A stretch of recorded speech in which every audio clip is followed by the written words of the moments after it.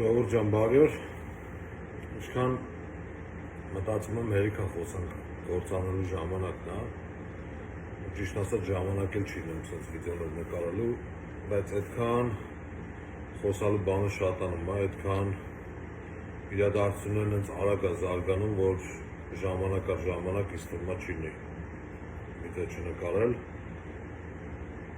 բայց այս վիդեոյի հիմնական դրդապատճառը մի հատ վիդեո է, որ ընկելած ձեռս տակ, թե ոնց է այն դաշնակի պրոբնիկ գեղամիկի աղբերը զորքի հետ խոսում ու ոնց են զորքը ուզում պագոնները վրից պոկեն։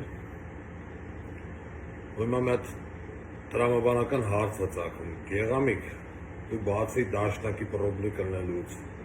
բացի բախտի բերմամբ թե պատամամբ ազգային ժողովի պատգամավոր դառնալուց, երբևիցե աղբորդ ասել ես, ապեր դու խստս քալաս։ Ու այդ որ տենց ամպագոր գոռում եք, որ պատերազմը պարտվեցինք, ես ինչը սենց եղավ, սենց եղավ։ Մի անգամ աղբորդ հարցրել ես, ապեր ջան, ինչի պատերազմը կրվեցինք։ Դուք հասկանում եք, այդ վիդեոն չգիտեմ, հələ չեմ որոշել, ես իմ վիդեոից հետո կդնեմ, թե կկպցնեմ վիդեոին նոր կտեղադրեմ, բայց հաստատ կտենեք ու կարծում եմ շատերը էլ տեսել եք արդեն այդ վիդեոն։ Դուք պատկերացնում եք հայոց բանակի գեներալ, որ ինչի համար եմ ես շեշտում, որովհետև բանակը իմ համար ծնվածս օրվանից եղել է աշխարհի ամենասուրբ կառույցը։ Ես երբ որ գնում էի բանակ ծառայելու, դե բարձրագույն կրթություն ունեի, հիմնականում մեզ տանում էին սովետաշեներ, էջմիածին, մի խոսքով նենց տեղեր, որ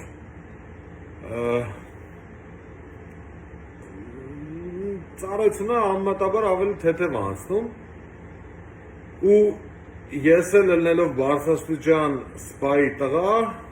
բնականաբար այնտեղ մարդիկ որոշել էին, որ կարելի է մի քիչ ավելի, չգիտեմ, այնտեղ ինչ էր եղել, ոնց էր եղել, հուսով եմ հանցագործություն բան չի լինի, գործառույթը հարկ չի լինի, բայց դե մի խոսքով իրանք իրանց մեջ ինչ-որ բաներ էին պայմանավորվել, ես երբ որ մտա բան, զբորնի պունկտ, ուղիղ 15 րոպե հետո ես արդեն սպեցնազի կողքը կանգնած էի, որ ես պիտի գնամ սպեցնազ, այդ մայոր էր, Լեռնիկ էր անունը, այսօրվա նման հիշում եմ,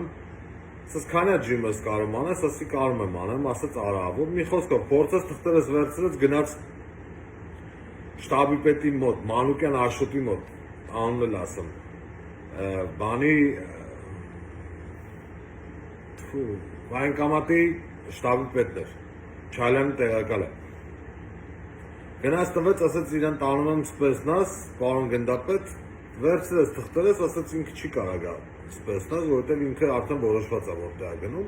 Մի խոսքով կռիվ դավի այս կոմենկով ես հայտնվեցի սպեցնազում ու փառք Աստծո, ես շատ շնորհակալ եմ սպեցնազից, ես շատ շնորհակալ եմ իմ հրամանատարներից, որովհետև իրանք իրոք մեզ ապրել սովորացրեցին, մեզ կռվել սովորացրեցին, մեզ պատրաստեցին այն ամեն ինչին, ինչ որ մենք հիմա տիրապետում ենք, բայց այդ ամեն ինչը դնենք մի կողմ։ Ու ես հիշում եմ, երբ որ մեր չաստ, բացի մեր գեներալից, մեր հրամանատարից, չնայած այն ժամանակ գեներալ չէր, գնդապետ էր, բայց որ մտնում էր չաստ, մենք հումոր ունեինք, ասում էինք Սիմոնյան Արտուրը, որ մտնում է չաստ, Զորամաս ծիտը օդում կանգնում է, որ Զորամաս զգաստ են տալիս, ծտերն են օդում կանգնում, հավսար զգաստանում։ Մի խոսքով, ես հիշում եմ, երբ որ մեր չաստ գեներալ էր գալիս, այդ ինչ պատասխանատվություն էր, այդ գեներալի վերաբերմունքը քեզ ու քո վերաբերմունքը իրան։ Ու ինչ որ մի հատ գեներալ, որը որ չի կարող 50 հոգանոց զորք կառավարի, ու այդ զորքը ասում է, որ քո տեղն եմ կգնամ պագոններդ վրիցդ կպոկեմ, որովհետև դու ծառը տակ պահկվող ես։ Դրանից հետո այդ մարդը հələ գեներալ է, ու հələ այդ ջանդամ, դրա աղբերը գոռում է, պատերազմը ինչի կրվանք, ինչի մենք պատերազմը կրվեցինք, դու կրվեցինք, որովհետև քո աղբերը գեներալ է դառը, արա, դրա համար կրվեցինք, մենք կրվեցինք պատերազմը, որովհետև դուք կերել եք մեր երկիրը, Հիմա ես անընդհատ ասում եմ անցյալից չխոսանք, ապագայից խոսանք ու ստիպում եք դուք մեզ, որ մենք էլի անդրադառնանք անցյալին, այդ անցյալը ձեզ լավ բան չի բերում։ Պատերազմի ինչի կրվեցինք, պատերազմը կրվեցինք, որովհետև ձեր նման փսլնքոտները գնացին հասան առաջիկից ու ամենակարևորը ոնց գնացին հասան առաջիկից, հերոսական հարևաններին հավաքելով, կենացներ խմելով գնացին հասան առաջիկից, երկրորդ օրը փախան հետեկան Երևան։ Ու այդ որ փախան հետեկան Երևան, իրենց որ հարցնում էին ընկեր, բախի հետեկար Երևան։ Բնականաբար ո՞ր մեկը կասեր ախպերս վախեցա, կներեք 1000 ներողություն, քաքեցի տակս հետ փախա Երևան։ Սկսում էին լեգենդներ պատմել, որ էսի սենց, էնի նենց, էսի հա հասկացանք, դրոնները, ընդե կռիվ չկա, ընդե հրամանատար չկա, ընդե էսի չկա, ընդե էնի չկա։ Լսեք, այդ հեքիաթները, այդ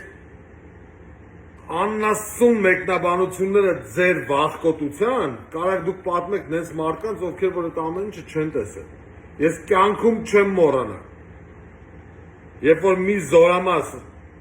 լիքը կամավոր նստած, երբ որ շտաբի պետը վերկացավ 40 հոգի մարդ հավաքի, որ գնան կռիվ,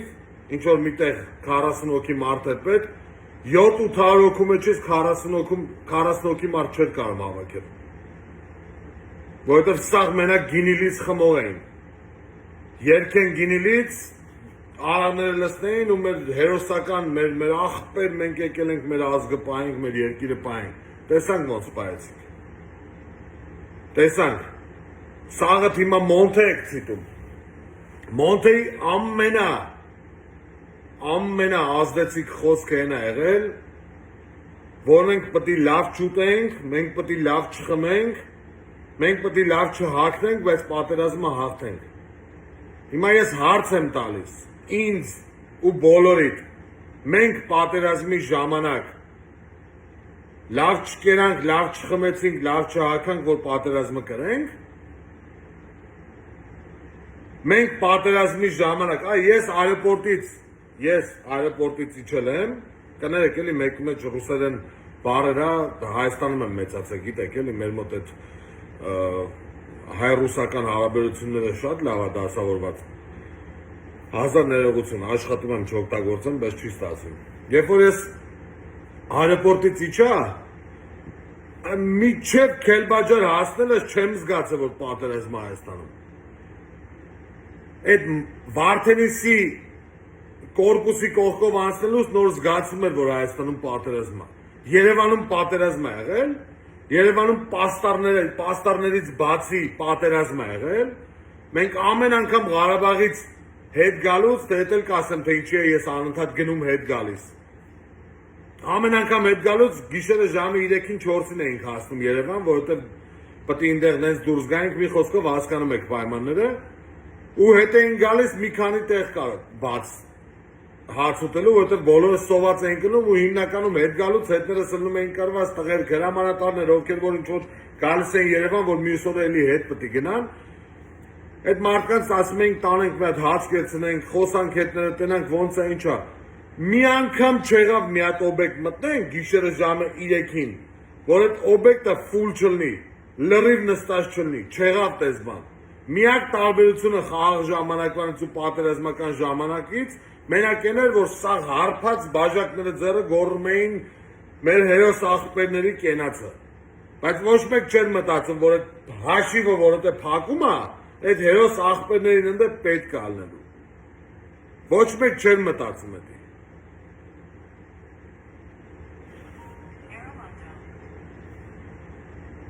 Ես այնքան այդ անցյալից խոսալու, այնքան բաներ կա խոսալու, այնքան բան կարանք խոսանք, այդ ոչ մեկից չի հետաքրքրում, ես չնայած էսի պաշտոնական տեղեկատվություն չի, ես ոչ մի տեղից ճիշտ ասած չեմ լսել սա տեղեկությունը, բայց ես ենթադրում եմ, էլի ես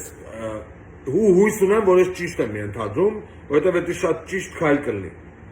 Ոչ մեկիդ մոտ չի առաջանում այդ հարցը, ինչի համար Հայաստանի Հանրապետության անձնագրային բաժնում անձնագիր չկա։ որովհետև ծախել եք ադրբեջանցիներին քանի հազար հատ,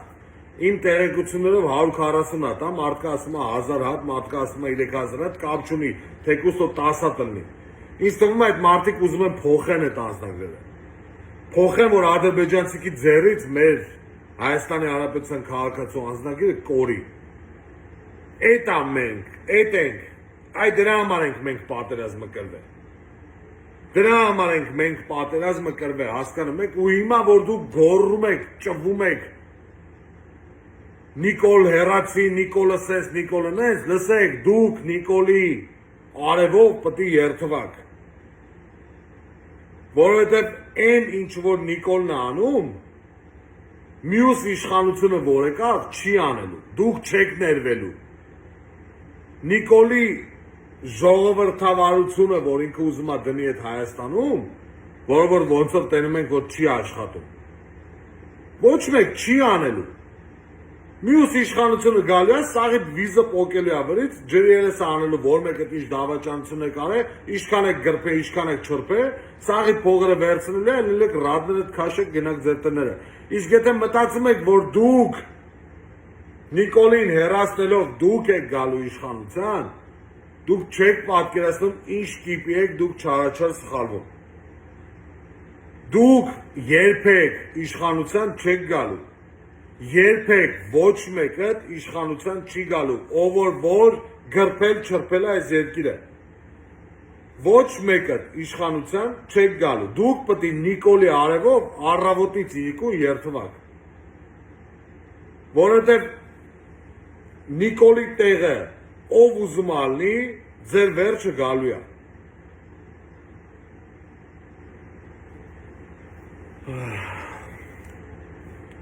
Անկախության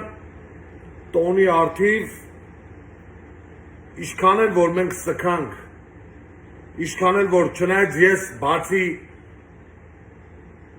որտեղ կորուս մայրերից, այրիներից, երեխեքից ու մի քանի երևի չափազանցած եմ ասում 100 մեր պես մտածող մարդկանցից բացի ոչ մեկիդ մեջ սուկ չեմ տեսել։ Այդ ով ասեց, որ դուք ձեր ծնունդները կարակ թևերները տնկեք, ռեստորաններում պարեք, ձեր հարսանիքները անեք, բայց Հայաստանի Հանրապետության ծնունդը չնշվի։ Ով ասեց։ Եթե տենց եք մտածում, ձեր ծնունդներն էլ մի արեք։ Եթե տենց եք մտածում, հարսանիք մի արեք։ Այդ դոդը, որ 300 ժամանոց սալյուտ էր խփում։ Քանի հոգի ելավ միտինգ արեց, ասես չես ամաչում, արա այս վերջի այդ միլիոններդ որ ունես, այս ազգին ես գրպե չրպե։ Այդ միլիոններդ որ ունես, այդ երաբլուրի պարկած տղերքը պայեցին, որ թուրքը չգա քո այդ դղյակի մեջ շարունակեմ էլ։ Ինչի չարեցիք բա այդ միտինգը, մեկ հելն են գոռում են որթե կորուս մայրեր, ինչի չեք միանում ես։ Արա այդ որթե կորուս մայրը իր ամենաթանկն է տվել այդ ազգին։ Այդ որթե կորուս մայրին մտածում եք դուք հետաքրքրում է դուք համեր կանեք թե չեք անի։ Այդ որթե կորուս մայրը ուղղակի նստած մտածում է թե իր տղեն ինչի համար մեռավ, արա։ Ինչի համար տվեց ինքը իր տղու, այն օր մի հատ հաղորդում էին այն, մի հատ կին կար, 3 տղա էր տվել, արա պատերազմին։ 3 տղա էր տվել հայրենիքին ու այդ կինը որ խոսում էր, ես ամոթից գետինն էի մտնում։ Որովհետև այդ կնգա աչքերի մեջ երևում էր, որ ինքը իր երեխեքի մահը անիմաստ է համարում։ Որովհետև դուք այսօր ազգային ժողովում իրար եք քրվում, որովհետև դուք այսօր մի բանի շուրջ չեք կարող համախմբել։ Բացեք, իմ օրինակով եմ բերում, բացեք Facebook-ից էջը, վիդեոները նայեք, որ վիդեոն, որ վերաբերում է ապագային, զրով նիմանյա է, որ վիդեոն, որ անցյալից է ինչ որ, այս ինչ ես են չարեն, ինչը վատ մարդ է, ինչը լավ մարդ է, էդի բնականաբար քֆումներով եմ ասում, ուղղակի ես գիտեք, պրինցիպա երբեք բանով վիդեոների մեջ քֆուր չեմ տալի, որովհետև մեր մերերն ու քուրերն են նայում։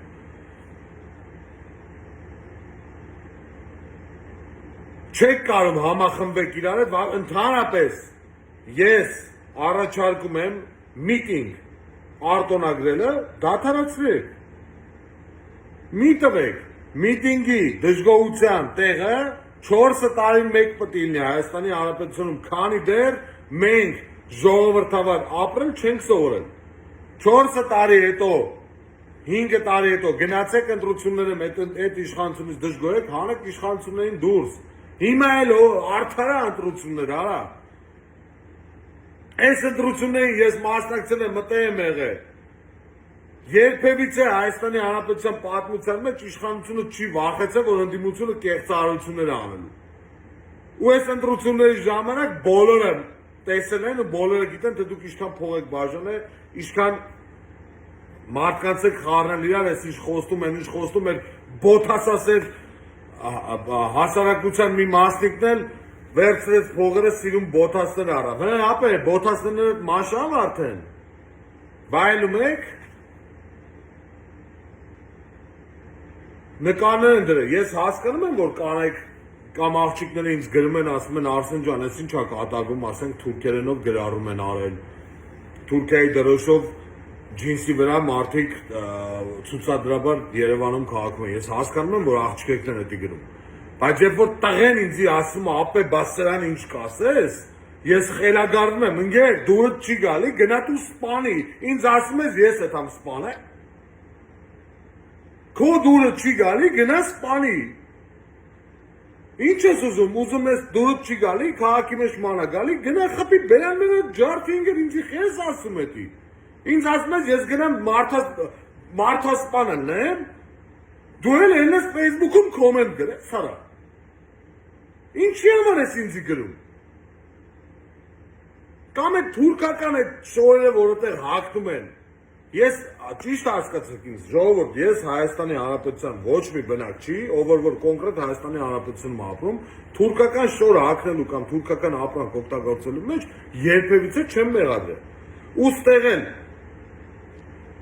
շատ ժամանակ վիճել եմ մարդկանց հետ, ըստեմ դուք հասկանում եք, հա, ես ստեղ օրինակ թուրքական շոր երբևիցե չեմ հագնի։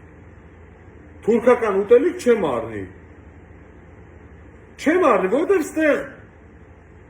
շատ կա հնարավորություն, շատ կա հնարավորություն ուրիշ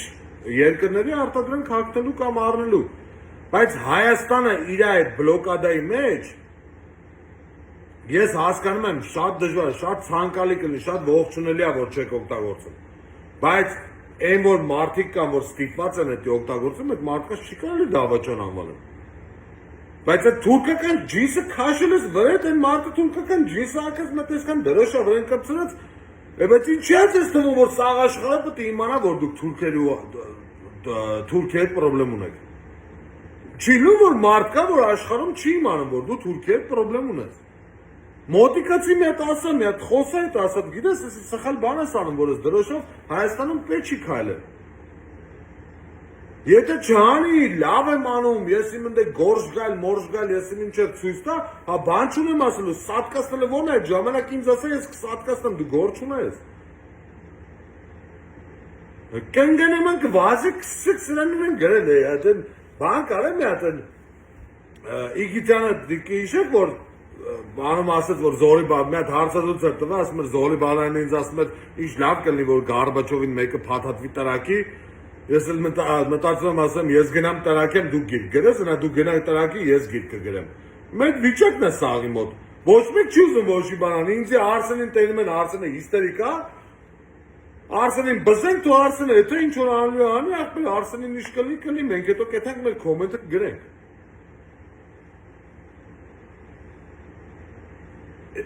Ընդհանրապես այդ եռաբլուր մտնելը ես կարծում եմ, որ պետք է լինի հսկիչ անցակետով։ Արա որ մի փսլինքը տեղից հելավ գնաց մոմավառության։ Արա մեկն ու մեկը կակ, որ եռաբլուր է գնում առանց կամերաների։ Առանց կամերաների, լավ դուք չեք ամաչում։ Ինձ եռաբլուրում Գոջոն, չգիտեմ, որոշները կիմանա Գոջոնովա իմ աղբերն է։ Գոջան ինձ երաբելունում նկարել էր ինչ-որ միտեղ, ու ասում էր դնենք, դուք այդ վիդեոն տեսաք իմ սայթում, այդ վիդեոն մի անգամից ջնջվել է, հետով ես ամաչում եմ, որ ես գնամ իմ զոված աղբերների գերեզմանների վրա PR անեմ, արա։ Ամոթ է էդի, դուք գնում եք երաբլուր, դու երաբլուր տեղ են պսննկոտ են կավեն շիկ են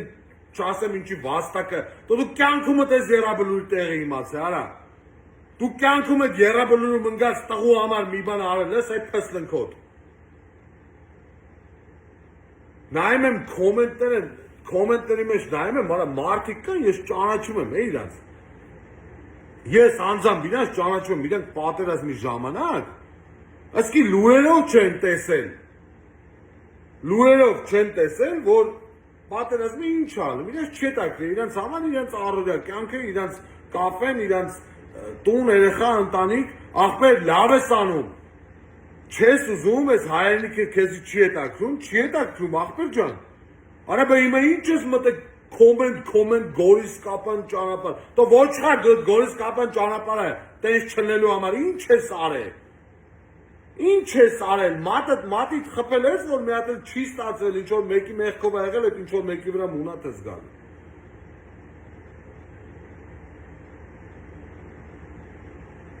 Լավ չի կարելի ժողովուրդ հերիքը արդեն, այդ անցյալի թեման պտի փակվի, այս ախորը որ կա, որ հիմա առիթից օգտվում է, այս ախորի թեման պտի փակվի, սրանց ոչ մի արածը պտի չլուսաբանվի, սրանց ոչ մի արածին պտի բանի տեղ չդնեք ընդհանրապես, ոչ մի բանի տեղ չպտի դրվի սրանց, եթե սրանց ինչքան շատ ես բանի տեղ դնում են դաշնակի պրոբնիկ գեղամիկի նմանները,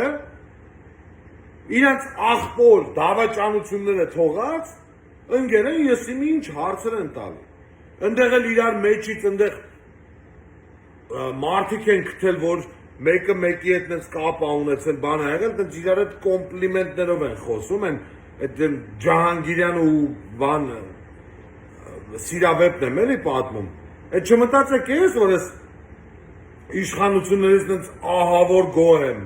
այդ սաղ, այդ ով ընդեղ այդ ազգային ժողովում նստացան նենց իմ գլխի վրա տեղ ունի, ոչ մեկ էլ իմ գլխի վրա տեղ չունի, մի քանի հոգի մարդ կան ընդեղ, ովքեր որ կոնկրետ Նիկոլ Փաշինյանի թմից են, մաքուր տղերք են, ու ես հավատում եմ, որ իրենք չեն էլ ծախվի։ Շատ մարդկանց, կարան դաժե անուններ էլ տամ, Խաչատուր Սուքեսյան, Գագիկ Մելքոնյան, Ջահանգիրյան, մի խոսքով, այդ կռուգի մարդիկ ոչ մեկ իմ սրտով չի, որովհետև իմ համար իրանք ու դուք ոչ մի բանով չեն տարբերվում։ Իրանք իմ համար ձեր կողմից մերժված եկած հարմար տեղ մի հատ անձրևիվաղ բուստած սունկ են, ովքեր որ երկար չեն մնալու հաստատ։ Ու էդ էլ է գալիս մեր թերությունից, ես էլի եմ ասում, եթե հիշում եք Արտակ Դավթյանի ժամանակ, երբ որ նորից նշանակվեց գլխավոր շտաբի պետ, եթե հիշում եք այդ վիդեոն, ընդեղ ասում եմ էդի։ Արտակ Դավթյանի նման կադրին գլխավոր շտաբի պետ նշանակել է, նշանակում է, երկրորդ անգամ նշանակել է, նշանակում է, որ մեր բանակում այդ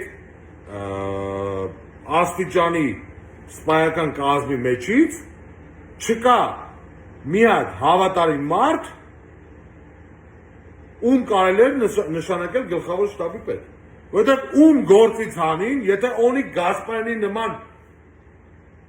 զինվորականը դուք հասկանում եք, երևի Օնիկ Գասպարյանը իմ կյանքի մեջ ամենամեծ հիասթափություններից մեկն է եղել, որ իրա նման զինվորականը, որ մարդը սաղ կյանքը զինվորական ելնելով իրա վրա մի հատիկ ձևի համար բիծ չունի, մի հատիկ ձևի համար բիծ չունի իրա վրա, քաղաքականություն մտնելով ինք իրան խորտակեց։ Ինչի համար, որովհետև վիճից էլի իրան ասතեին, որ աղբեր դες պատերազմի մեջ դու էլ ես էլի մեղավոր, որ կրվել ենք։ Բայց գլխավոր շտաբ պետը ոնց մեղավոր չի։ Լավ զենք չունեինք, բարդակը, արա նայեք, հեսա կդնեմ այդ վիդեոն, նայեք, չնայած վստահ եմ, քեզ հետ արդեն տեսել եք։ Դնեմ նայեք այդ վիդեոն, բարդակա ժողովուրդ։ ու դուք ուզում էինք ու մենք ուզում էինք ու ես հավատում էի որ մենք այս պատերազմը կրելու էինք ու ինչ չունեի երեխեքիս ապագան տարադրեցի պատերազմի մեջ չեմ ափսոսում մի անգամ էլ էլի մի անգամ էլ կանեմ ես գոնե իմ խիղճը հանգիստ է որ ես փորձել եմ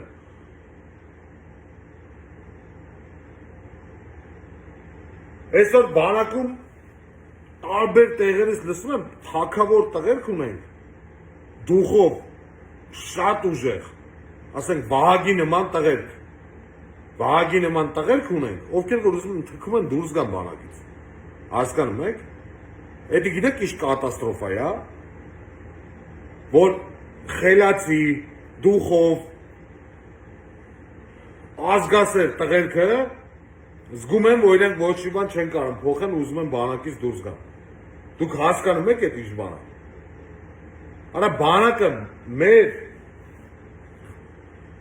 ամենասուրբ կառույցն է եղել սա ժամանակներում։ Ամենասուրբ կառույցը։ Այսօր բանակին սարքել եք չգիտեմ ինչ։ Չնայած ես էլ եմ ասում, ես վստահ եմ, որ բանակը չի կարելի կոտրել։ Բանակը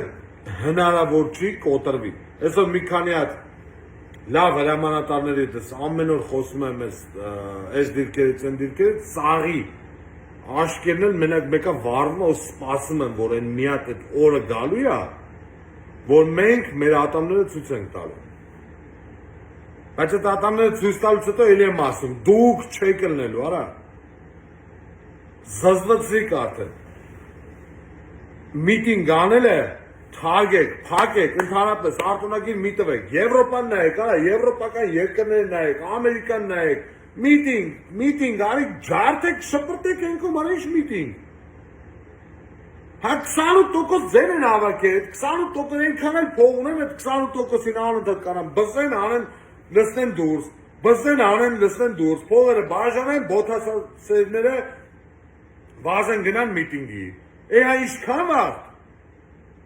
ներսից քանդում են, դրսից քանդում են, հատմերը երկիր չենք ունենա մենք։